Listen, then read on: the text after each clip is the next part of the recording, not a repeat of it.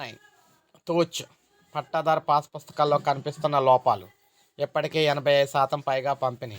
తప్పులు లేని పుస్తకాలు ఇచ్చేందుకు ప్రభుత్వ నిర్ణయం. ఫిబ్రవరిలో అందజేత. నమూనా పుస్తకంపై రైతులు సంతకాలు తీసుకున్నాకే ముద్రణ.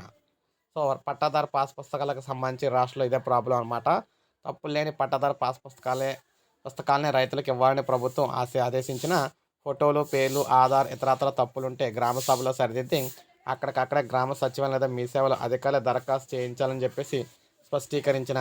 జనవరి 2 నుంచి 9 వరకు జరిగిన పంపిణీలో అధిక శాతం మండలాల్లో అలాంటి పరిస్థితులు కనిపించలేదు. ఉన్నత స్థాయి అధికారులు ఆదేశాన్ని తప్పని సిబ్బంది తూచని పక్కన పెట్టేశారు. తప్పులున్న వాటినే రైతులకు ఇచ్చేసి సంతకాలు తీసుకున్నారు.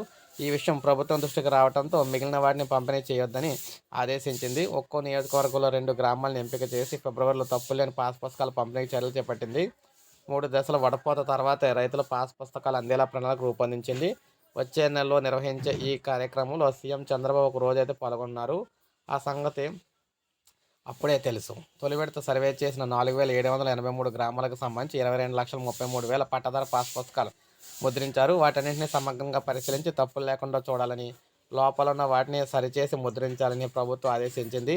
మండల స్థాయి అధికారులు మొక్కుబడిగా పరిశీలించి 1.18 లక్షల పుస్తకాలనే తప్పులున్నాయని చెప్పేసి ప్రభుత్వానికి నివేదించారు. వాస్తవానికి 40% నుంచి 50% పుస్తకాలు తప్పులున్నాయి.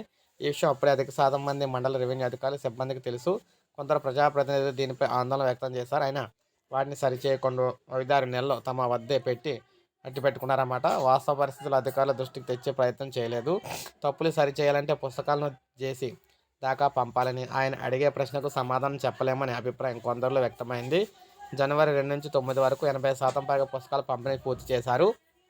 తప్పులుంటే మీ సేవకు వెళ్ళి దరఖాస్తు చేసుకుంటే సరిదిద్దామని చెప్పారు. అన్ని వివరాలు సక్రమంగా నమోదయ్యాయని అడిగితే 42% మంది రైతులు లేదని జవాబు ఇచ్చారని రెవెన్యూ శాఖ కార్యదర్శి అయితే తెలియజేశారన్నమాట. ఆపేయాలని చెప్పేసి మార్గదర్శకాలు ఇచ్చినా కూడా తప్పులున్న పుస్తకాలను భూ యజమానులకు ఇవ్వద్దని ప్రభుత్వం ప్రత్యేక మార్గదర్శకాలు జారీ చేసింది. అయినా ఎవరికి వారే 90% పైగా లక్ష్యం పూర్తి చేశామని చెప్పే పనిలో పడ్డారు. సోమవారం నాటికి నంద్యాల జిల్లాలో 96% పట్టదారు పాస్ పుస్తకాలు పంపిణీ చేశారు. డాక్టర్ బిఆర్ అంబేద్కర్ కోనసీమ జిల్లాలో 95%, మార్కాపురంలో 94%, పార్వతీపురం వన్యలో 94%, ప్రకాశం జిల్లాలో 94% పంపిణీ చేశారు. అన్నమయ్య, శ్రీకాకుళం, పల్నాడు, సత్యసాయి, అల్లూరి సీతారామరాజు, విజయనగరం, ఏలూరు జిల్లాల్లో 90% పైన పంపిణీ పూర్తి అయింది. తప్పులున్న పట్టదారు పాస్ పుస్తకాలను పంపిణీ చేయొద్దని ప్రభుత్వం స్పష్టంగా చెప్పింది. ఈ లెక్కన రాష్ట్రంలో పంపిణీకి సిద్ధం చేసిన 22,33,000 పాస్ పుస్తకాల్లో 40% పైన నిలిపేయాలి. ఒక్కో మండలంలో ఎన్ని తప్పులు వచ్చాయో లెక్కలు చెప్పాలి. ఈ గొడవంతా ఎందుకని తప్పులున్నాయని చెప్పేసి తెలిసి ఇచ్చేశారనమాట. కొన్ని చోట్ల వసూలు చేశారు. పాస్ పుస్తకాలు ఉచితంగా ఇవ్వలేదని డబ్బు తీసుకున్నారని చెప్పేసి విజయనగరం జిల్లాలో 34% మంది అయితే అన్నారు. అలా ఒక్కొక్క జిల్లాలో ఒక్కొక్క మంది అయితే అన్నారన్నమాట. తప్పులు ఎందుకు వచ్చాయి? వైకాపా ప్రభుత్వ హయాంలో రీసర్వే అంతా తప్పులు తడకే. రైతుల ఫోటోలు సేకరించి ఆన్లైన్ చేసే సమయంలో ఒకరి బదులు ఒకరు ఫోటో పెట్టేశారు. ఆధార్ నెంబర్ మార్చేశారు. గతంలో ఉన్న వెబ్లాండ్ వివరాలను అసలే పట్టించుకోలేదు. కొన్ని చోట్ల చనిపోయిన పట్టదారుల పేర్లతోనే ముద్రించారు.